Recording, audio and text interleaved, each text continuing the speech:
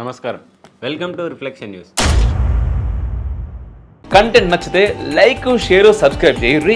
ఇంకా బాగా నచ్చితే పే చేసుకుని మాత్రం అస్సలు మర్చిపోవద్దు.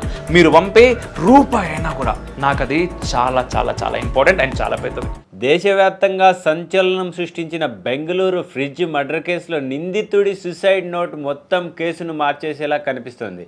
మహాలక్ష్మిని హత్య చేసిన తర్వాత నిందితుడు ముక్తి రంజన్ రాయ్ తన తల్లిని కలిసి హత్య గురించి వివరించినట్టు సూసైడ్ నోట్లో పేర్కొన్నాడు.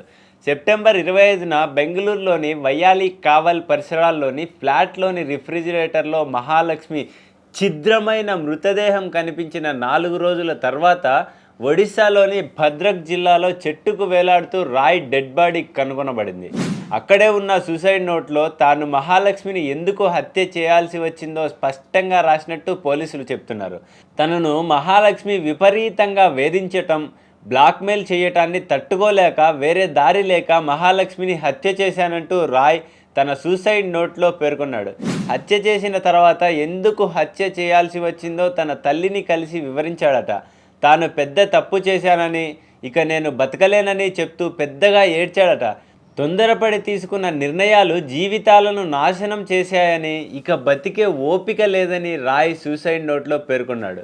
మహాలక్ష్మిని హత్య చేసింది తానేనని రాయ్ స్పష్టంగా అంగీకరించినట్టు పోలీసులు చెప్తున్నారు.